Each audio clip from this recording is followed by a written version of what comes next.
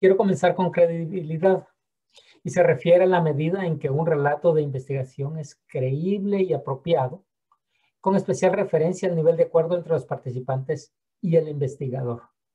Para mí esto es interesante porque no define nada que es duro, objetivo. Es qué es lo que queremos creer. Y es un acuerdo.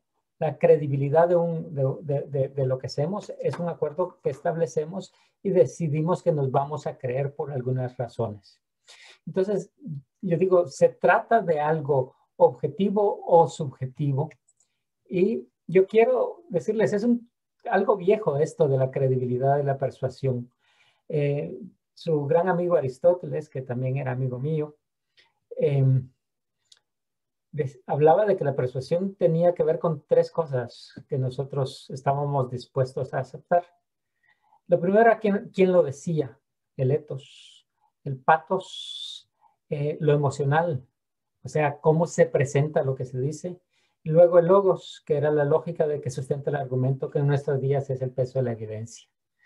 Y pensando en gente que tienen alto éxito en hacer creer a otros que lo que dicen es cierto cuando es totalmente falso, como en el caso de nuestro querido amigo Donald Trump. Da la impresión que él tiene un pathos muy grande que hace que su logos no importa. Entonces, Magali, tienes, gracias. Entonces, la credibilidad no es un aspecto que es puramente objetivo, es subjetivo y tiene componentes de diferentes tipos. Y es parte de esa naturaleza humana que compartimos. ¿De qué depende en lo que creemos? Entonces, depende de varias cosas, pero muy al centro son los dogmas que aceptamos. Y estas cosas son cosas que creemos sin necesidad de pruebas. Depende de las tradiciones. Y en algunos momentos, para algunos de nosotros, depende de lo científico, es decir, de la evidencia que se recoge con ciertas metodologías. Y lo interesante es que hay grandes peleas dentro de los científicos en los procesos que dan credibilidad o las reglas que dan credibilidad a lo social, a lo natural o a lo físico. Y no están de acuerdo. De tal manera que creer es un acuerdo que se construye, no es algo que se define. Por esa razón, cuando nosotros hablamos de la credibilidad de nuestra investigación, creo que hay preguntas importantes. Una es, ¿qué sistema de conocimiento te influye a ti? Me influye a mí. Que nos lleva a la pregunta de qué sistema de conocimiento nos influye a nosotros. Y aquí, ¿quiénes somos nosotros? En este grupito que estamos reunidos aquí, somos amigos, nos conocemos, somos académicos, investigadores, gente interesada en desarrollo, compartimos una cantidad de esos aspectos que definen la credibilidad. Hay investigadores y académicos globales. Nosotros podríamos estar muy enfocados en lo de los Andes, pero a veces nos comunicamos con gente que está afuera y a veces participamos en los dos lugares y no necesariamente compartimos todos esos sistemas que dan la credibilidad. Y en nuestra comunidad de práctica tenemos investigadores de los Andes, que pueden ser académicos o no, y aquí incluyo a los agricultores investigadores. Y tenemos el CSRP Global, que también viene con otra serie de características. Y dentro de nuestros trabajos específicos están los agricultores en las áreas rurales de Ecuador, Perú y Bolivia, que tienen sistemas de conocimiento que les influyen y que les llevan a la credibilidad o no. Y de ninguno de nosotros creo que pertenecemos a un grupo único. Y creo que ninguno de nosotros pertenecemos a un único sistema de conocimientos. De tal forma que establecer la credibilidad es un proceso de negociación y es un proceso de comunicación con audiencias específicas. Entre una audiencia importante, que es la de los investigadores, importante para nosotros, la credibilidad para la credibilidad tiene un alto peso que los resultados son obtenidos por métodos que se adhieren al método científico. Gracias, Carlos. Para eso no venimos a esta reunión. Sin embargo, está al centro de lo que da credibilidad.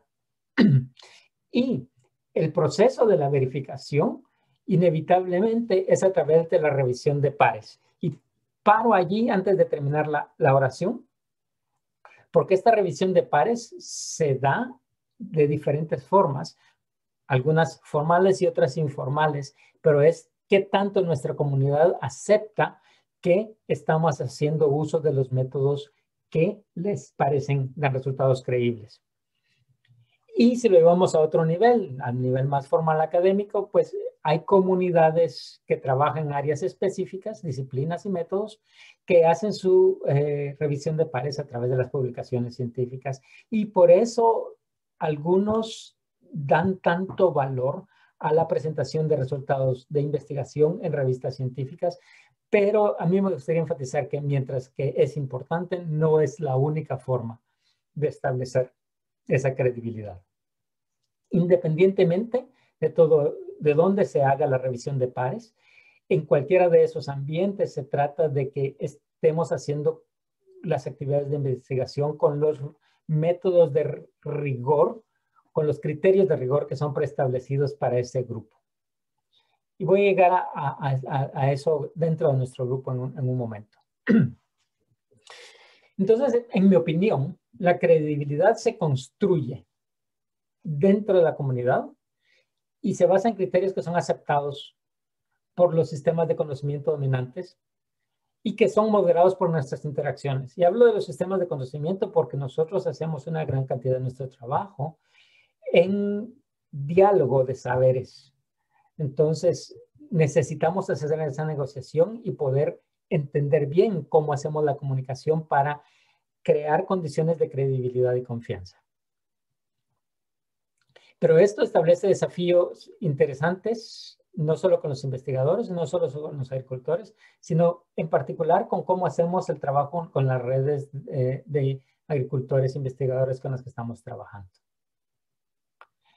Ok. Hago una pequeña pausa solo para marcar la diferencia entre credibilidad y criterios que usamos para otras exploraciones de la calidad de los resultados de investigación. ¿Sí?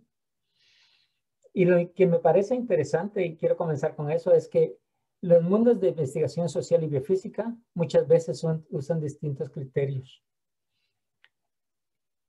Y en nuestra forma de investigar en el CSRP, estamos insistiendo todo el tiempo que no solo queremos hacer investigación que es para el desarrollo, sino que sabemos que hay que hacer investigación con metodologías que son mixtas y donde estamos negociando sistemas de conocimiento.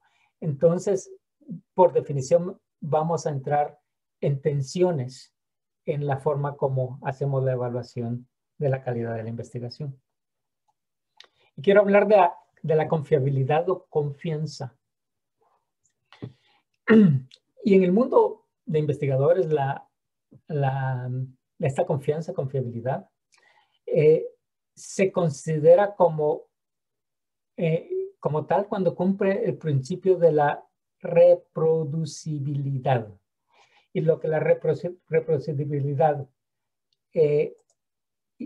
implica es que es un resultado, que un resultado es obtenido por un experimento o por un estudio observacional. Perdón, un resultado obtenido por un experimento o estudio observacional debe lograrse nuevamente con un alto grado de acuerdo cuando el estudio es replicado con la misma metodología por diferentes investigadores. Entonces, le tenemos confianza a un estudio cuando, si se hace de nuevo, da resultados similares. Entonces, hay una pregunta que salta y es, ¿cómo vamos a lograr esto? Nosotros solo hacemos un estudio una vez Y una vez hecho, no podemos darnos el lujo de repetirlo, tenemos que ir para adelante. Entonces ahí hay un constructo con el que necesitamos trabajar. Y hay algunas sugerencias de cómo enfatizamos la reproducibilidad de un estudio, incluso cuando no lo reproducimos. Uno de los elementos en los que se basa esa reproducibilidad se los debemos a los trabajadores de laboratorio del siglo XIX, Pasteur y esa gente, donde ellos comenzaron a preparar protocolos y hacer protocolos para que sus procedimientos fueran repetibles, y si son repetibles pueden tener consistencia con los resultados, pueden garantizar la consistencia. Y nosotros en la comunidad de práctica hemos estado desarrollando, y desde antes, cada uno de ustedes en su práctica de investigación ha estado desarrollando la práctica de los protocolos. La otra forma es que, aunque no son reproducciones directas, hacemos uso de métodos y enfoques que han sido validados por otros. Y eso permite no necesariamente la reproducibilidad, sino la comparabilidad entre estudios que son similares. Y eso es importante. Incluso cuando estamos haciendo estudios que parecen ser únicos, hay niveles de comparación. Y aquí puedo ver a Claire diciendo, por eso es que queremos que hagan las revisiones de literatura, que es uno de los caballitos de batalla que a veces tomamos. Y de nuevo, confiamos en los círculos de investigación, y no me refiero solo a los de investigadores académicos, sino en los círculos de investigación, a la revisión de pares. Y hago la aclaración porque fíjense que cuando hacemos la investigación con agricultores, hay procesos de revisión de pares. De allí viene la confianza de que se da el uno al otro, de ahí viene la comparabilidad. Entonces, esto de la reproducibilidad es muy asociado con que los pares, nuestros colegas, nuestros socios de investigación, están dispuestos a aceptar que es reproducible y que lo que hacemos es comparable con otras cosas que son similares, aunque muy pocas veces hacemos la repetición. Pero este concepto de reproducibilidad que da la confianza, a veces se confunde porque hacemos énfasis o en el estudio o en las medidas que hacen dentro del estudio. Entonces, este es un paréntesis de que a veces hablamos de reproducibilidad de una medición, y aquí comienzan, sobre todo los que trabajan en áreas disciplinares, a tener mediciones de la consistencia de una medición. Hay un montón de definiciones que uno se encuentra cuando está haciendo una revisión sobre esto, y hay consistencia externa o test-retest, hay consistencia interna, hay consistencia entre codificadores, confiabilidad de equivalencia, una cantidad de pruebas que se hacen para ver que las mediciones sean consistentes. Este no es el enfoque que yo quiero darle a la plática de hoy, pero quería hacer la mención de que hay que distinguir la reproducibilidad de un estudio de la reproducibilidad de una medición.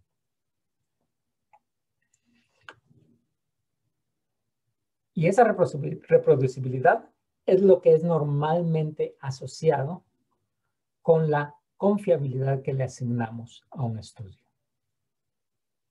Y hago una pausa para después moverme al siguiente concepto. Y el siguiente concepto que quiero abordar es el de validez. Yo le han dado vuelta, y esta semana he leído una buena cantidad de artículos que se refieren a validez. Y miren, hay 20 diferentes tipos de validez, dependiendo del área en la que estemos investigándolo.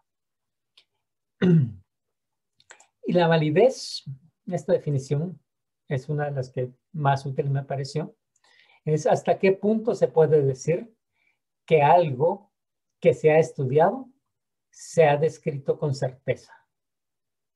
Si podemos describir eso que estudiamos con certeza, entonces decimos que el estudio es válido. Hago énfasis en las definiciones porque son tantas palabras llenas de contenido que si no tenemos una especie de armonización en definiciones, es fácil confundirnos.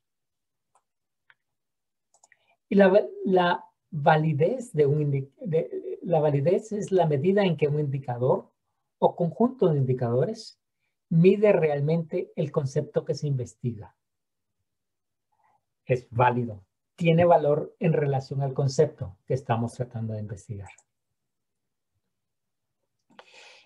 Eso a nivel general. Sin embargo, también quiero entrar en algunos tipos de validez que creo que son importantes. Y son importantes porque muchas veces nuestros pares, nuestras audiencias, nuestros colegas con los que trabajamos, hacen desafíos a los resultados o a los procesos que tienen que ver con estos conceptos.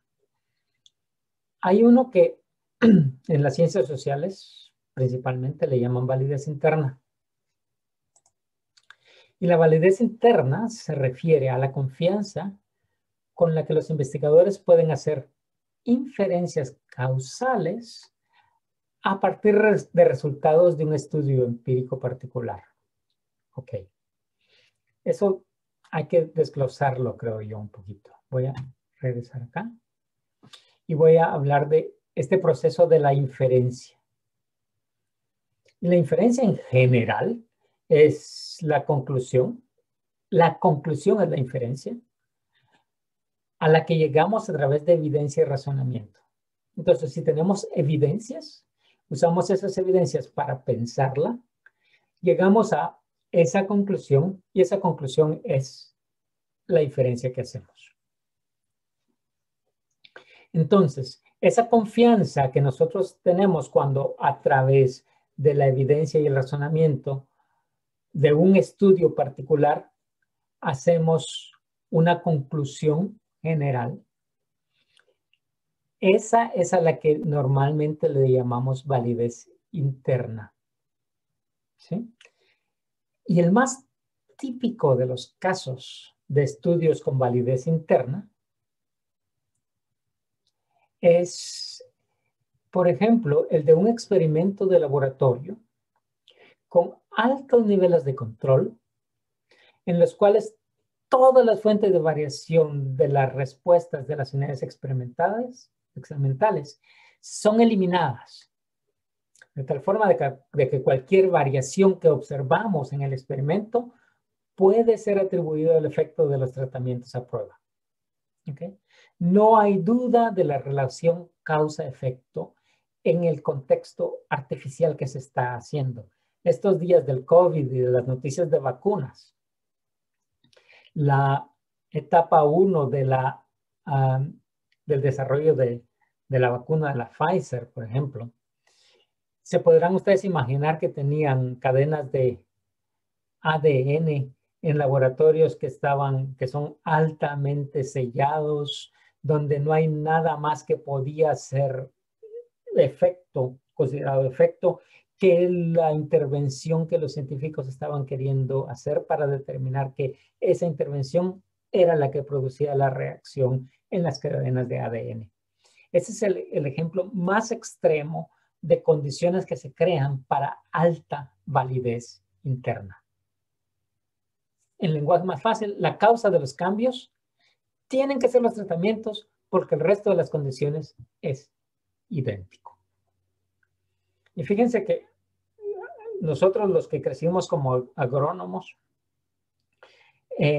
tenemos una herencia fuerte del intento que hizo la Revolución Verde de definir la investigación agrícola como investigación de alta validez interna. Lo que se hizo en los 40, 50 y 60 fue establecer estaciones experimentales en las que las condiciones eran controladas para que las diferencias entre los tratamientos que estábamos probando fueran atribuibles a los tratamientos y a nada más. Entonces, en esto fue en lo que nos entrenaron a los agrónomos. ¿Okay?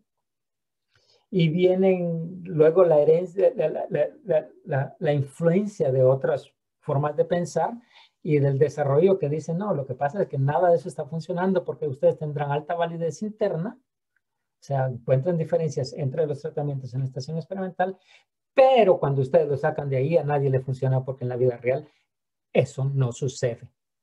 Y ese es el contraste entre esa validez interna y el concepto de validez externa. Y la validez externa es la medida en que los hallazgos de un estudio son relevantes para los sujetos y entornos más allá del estudio. ¿Sí? Podemos saltar del estudio a llegar a conclusiones que van más allá del estudio. Entonces, eso, por eso se llama externa, porque está fuera del estudio mismo. Y entonces el caso más típico, y nosotros no tenemos de estos muchos en nuestra colección de estudios, uno de los casos más típicos es el de una encuesta que toma una muestra probabilística de la población y en base a los datos de la muestra hace estimados de los valores de las características de interés en la población total. Y su único interés es el hacer esos estimados. Y esos son estudios de alta validez externa porque hacemos todo el esfuerzo para que de la muestra podamos llegar a conclusiones a la población. Y aquí es donde otros términos aparecen en nuestro lenguaje. Por ejemplo, el de resultados representativos. Y enfatizo resultados, no son muestras representativas. Son muestras que nos permiten llegar a resultados representativos. ¿Representativos de qué? Representativos de la población para la cual queremos hacer esa inferencia que viene de la muestra. Otro es el margen de error de los estimados, porque sabemos que la muestra solo da un valor, pero que cuando se transfiere a la población hay un margen de error. Y los que seguimos las encuestas para las elecciones, ustedes podrán ver que a veces le pegan y ahí la mayor parte de veces no le pegan en los procesos de estimación. Y eso de que no le pegaron las encuestas de opinión sobre intención de voto, probablemente se debe a sesgos. Se debe a sesgos de cómo se obtienen esas muestras. Entonces, aunque sean márgenes de errores relativamente bajos, no están apuntando en la dirección que estamos buscando. Estos conceptos de resultados representativos, margen de error, de sesgo, son muy asociados a la validez externa. Y yo me encuentro que en muchas de nuestras discusiones usamos estos conceptos de acá para estudios que tienen que ver con, que han sido diseñados para validez interna. Y ahí es donde yo creo que podemos comenzar a ser un poquito más críticos y más cuidadosos en el uso de nuestro lenguaje, de cómo presentamos los resultados y de cómo hacemos las preguntas a los que están presentando resultados. ¿Cuál es el énfasis? ¿La validez interna o la validez externa? Y son diferentes condiciones de diseño y de ejecución las que son necesarias. Para validez externa, hay sobre todo en la estimación de características cuantitativas de una población, se requiere, y aquí no hay quite, se requiere para uso de estadística para hacer inferencias, se requiere usar muestreo probabilístico, se necesitan decisiones de diseño del proceso y consecuentemente del tamaño de muestra que nos permitan hacer esas inferencias y nos requiere procesamiento adecuado de los datos recogidos. Si nosotros estamos haciendo inferencias sobre una población general, estas preguntas son altamente relevantes. Si nosotros estamos interesados en comparaciones internas, estas preguntas no son relevantes. ¿Sí? Entonces, y hay que tener cuidado en qué preguntamos. Quiero hacer unas notas importantes.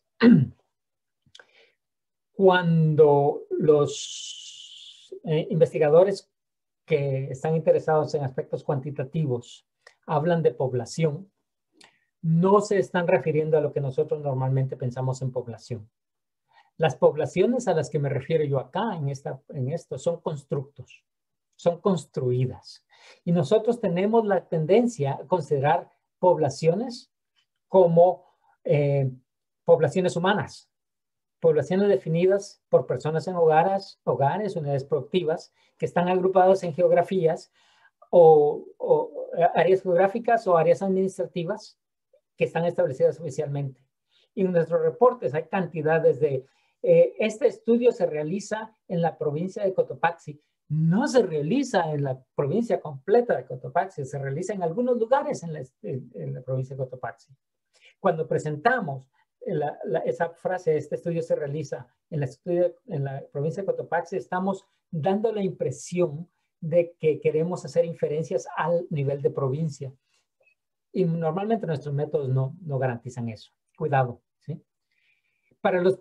Y esos estudios que sí lo hacen, que sí hacen estimados para poblaciones humanas en áreas administrativas, son para propósitos de gobierno, o local o general.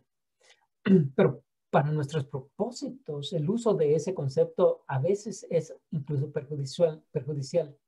Los estudios que buscan validez externa necesitan definir la población de estudio, y esta puede ser población que no está toda junta, población que se define por características de las personas, pequeños productores de...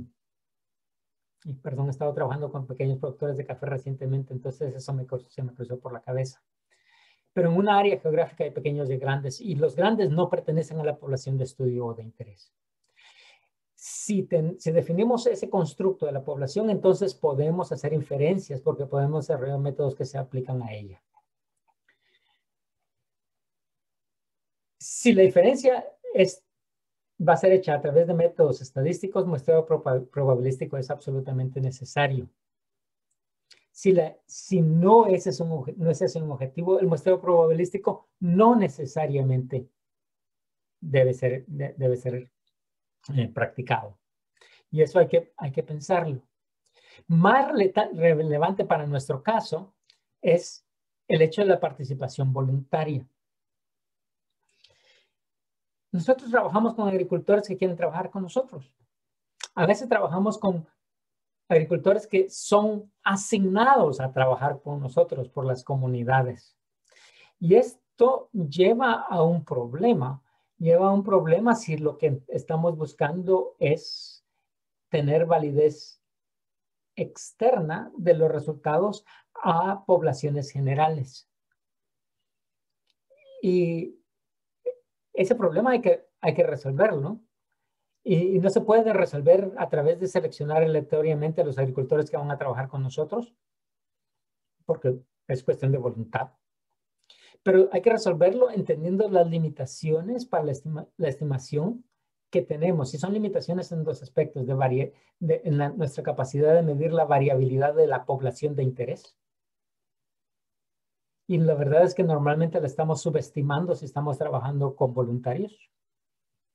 Y también tiene la consecuencia de que hay introducción de sesgos. O sea, puede que estamos trabajando con agricultores que tienen características específicas. Ahora, hay cosas aquí que son interesantes. A veces el agricultor solo es el interlocutor porque realmente con quien estamos trabajando es con su tierra. A veces estamos trabajando con las plagas. Y las plagas tenemos que llegar a alguna parte, y para entrar a donde están las plagas tenemos que hablar con el agricultor que tiene esas parcelas. Entonces ahí hay una cantidad de razonamientos y cuidados que hay que hacer para poder hacer esas inferencias a poblaciones que son posibles, pero deben ser calificadas. Y yo quiero hablarles de la validez externa en investigación cualitativa. Y encontré este texto que me gustó. La mayoría de los estudios de investigación cualitativa, si no todos, están destinados a estudiar un problema o fenómeno específico en una determinada población o grupo étnico, de una localidad específica en un contexto particular, por lo que la generalización de los resultados de la investigación cualitativa no suele ser un atributo esperado. Me encanta. porque a veces le estamos pidiendo peras al olmo. Si nosotros hacemos investigación cualitativa profunda, no estamos en general interesados en validez externa, porque no dan los recursos para llegar a ese punto. Estamos interesados en buscar otro tipo de validez. ¿Significa que no podemos hacer inferencias? No. Significa que tenemos que hacer cuidados en hacer inferencias. Significa que no podemos hacer inferencias estadísticas, pero ¿a quién le importa si la investigación es una investigación cualitativa? Entonces, hay gente que sugiere, miren, podríamos hacer metasíntesis, metanarrativa, metaetnografía, evaluación de la de generalización, etcétera, etcétera. Y nos podemos meter en el pozo profundo de los métodos que tratan de dar validez externa a investigación cualitativa. Tal vez para algunos será interesante. Tal vez realmente no es para eso que lo estamos haciendo. Okay, entonces hay que tener un poco de cuidado allí. La investigación cualitativa normalmente es contextual y la queremos contextual. Validez aparente. ¿Cuánta llevamos? Interna y externa. Ahora voy con la aparente. Y este es realmente interesante y muy importante. La validez aparente se refiere a una prueba que a simple vista prueba que es útil, que a simple vista prueba, que a simple vista prueba que es útil para medir lo que se afirma. Me hizo falta una palabra allí. Entonces, ¿por qué digo que es tan importante? Porque nosotros muchas veces usamos la validez aparente. Y en particular, muchos de nuestros socios lo usan. Los agricultores dicen, si yo lo miro, lo creo. Si no lo miro, no lo creo. Lo que están reflejando allí es el concepto de validez aparente. Y es importante respetarlo. Lo usamos todo el tiempo. No es el único tipo de validez que es importante, pero es uno de los que es importante. Y entra en juego con el resto de la validez. Y sobre todo en nuestros trabajos colaborativos, no podemos dejar de usar y valorar la validez aparente. Una más, la validez de constructo. El grado en que un estudio evalúa el constructo que se supone que evalúa. Ay, Dios mío. Esto se trata de que nosotros estamos observando y las cosas que observamos las formamos en nuestra cabeza y estas imágenes, estos modelos son constructos y tratamos de medir eso a través de nuestra práctica de investigación. ¿Logramos realmente medir lo que estamos pensando medir, que no es más que algo que hemos construido? Si la respuesta es sí, entonces hemos logrado validez de constructo. Y es importante porque en la investigación compleja normalmente estamos formando estos constructos. Carlos, el ejemplo más, ¿sí? 11:15 y son 35 minutos. Ok, termino en 5, gracias. Adelante. El ejemplo más cercano que tenemos del constructo es el constructo de la agroecología. Estamos siendo influenciados fuertemente por la decisión nuestra o la aceptación nuestra de que una de las opciones más promisorias que tenemos para un desarrollo decente y que dura es a través de transformaciones hacia una visión agroecológica. Tengo cuidado en cómo construir todo ese concepto. Se dan cuenta, estamos hablando de constructos.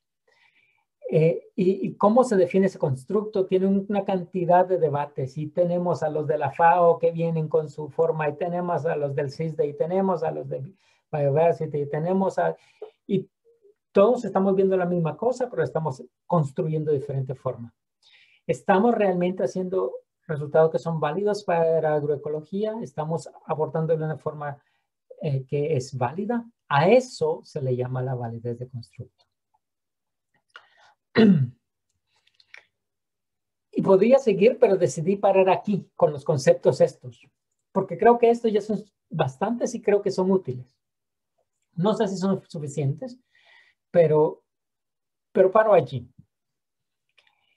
Y a lo que llego cuando pienso en lo que estamos haciendo en la comunidad práctica es que no es posible llegar a una conclusión útil a menos que los objetivos que guían el diseño, la implementación y el análisis del estudio sean tomados en cuenta. Y en nuestro caso, la situación se complica porque en muchos casos un estudio tiene objetivos que tienen distintos requerimientos de calidad y un balance adecuado es necesario. Y sobre todo cuando tenemos participantes que tienen distintos requerimientos de calidad y credibilidad. Entonces es bastante difícil llegar a conclusiones únicas y contundentes sobre si un estudio es válido o si es de alta calidad. Creo que hay que evaluar algunos de estos aspectos para decidir en relación a los objetivos si estamos llegando a esos niveles de calidad. Entonces, como a mí me gustan las cosas cuadraditas, yo soy una amitabla. Y en esta conversación, en este monólogo, yo he hablado de la confiabilidad y la validez y de la interna, la externa, la aparente, la del constructo, y eso está aquí en las filas. En las columnas he puesto el tipo de objetivo que más o menos generalizando puedo ver que nosotros tenemos. A veces tenemos objetivos de caracterizar y medimos o describimos todas esas líneas de base, todas las caracterizaciones de variedades, todas esas cosas. Tenemos objetivos de comparación, que es cuando hacemos experimentos para ver qué funciona mejor, para ver si una zona agroecológica tiene características más conducentes a un tipo de cosa u otra. Y hacemos un montón de caracterizaciones en lo que estamos haciendo en el CDP. Y en otros casos estamos tratando de entender. Y para tratar de entender, a veces desarrollamos modelos o constructos. ¿Sí? Y ahí es donde se ponen ustedes a jugar con cómo funcionan los modelos de agente o cómo es la relación de los contenidos de diferentes componentes del suelo. Y hay un montón de cosas que estamos tratando de entender cómo funciona. Y lo hacemos a través de modelos. Y hay otro tipo de cosas que hacemos que es el descubrir principios o reglas. Entonces aquí yo les he puesto como resultado mi opinión personal de qué tan importantes son estos diferentes tipos de validez y la confiabilidad en para diferentes tipos de objetivo. Por ejemplo, para la comparación, muchas veces la validez externa tiene muy poca relevancia, mientras que la validez interna tiene alta. Para la medición o descripción, la validez interna no es tan alta, pero la validez externa es altamente importante. Para la comparación, la validez aparente, sobre todo en los experimentos con agricultores, la validez aparente es altamente importante. Y tal vez ustedes, el ejercicio que les estoy planteando, ustedes van a hacer una especie de este trabajo que no es objetivo, es un asunto de opinión. Comentarios finales. Vivimos y hacemos nuestro trabajo de investigación y desarrollo en un mundo con diferentes paradigmas de investigación, escuelas de pensamiento, diversidad de objetivos de investigación que hacen imposible que cualquier estudio o un estudio único tenga un alto puntaje en todas las categorías de calidad. Y eso no es necesario. Es necesario tener la calidad que es importante para el tipo de estudio y para las poblaciones con las que estamos trabajando. Tenemos que ser rigurosos, sin duda. Y es la adopción de esos paradigmas, escuelas de pensamiento, lo que determinan los enfoques y los métodos que usamos. Y dentro de esos paradigmas, tomamos esos métodos en relación a los objetivos. Siempre queremos, y a eso le estamos apuntando con todo el rigor posible, y en discusión constante con nuestros pares, queremos lograr que los resultados sean creíbles para los que están involucrados, confiables y válidos. Y yo creo que hay que tener cuidado con las reglas de oro o los estándares de excelencia. Tienden a funcionar muy bien cuando las disciplinas son reducidas o cuando las comunidades tienen niveles de acuerdo muy altos. Por eso es que a nosotros no nos casan esos estándares. Sin embargo, eso no significa que la vida se hace más fácil, significa que la vida se hace más difícil porque tenemos que estar constantemente tratando de lograr los balances adecuados para tener los mejores resultados de investigación que se puede. Sobre todo en los casos de investigación participativa, codirigida con agentes diversos, que se enmarca en paradigmas de investigación y desarrollo. No creo que funcionan esos estándares de excelencia.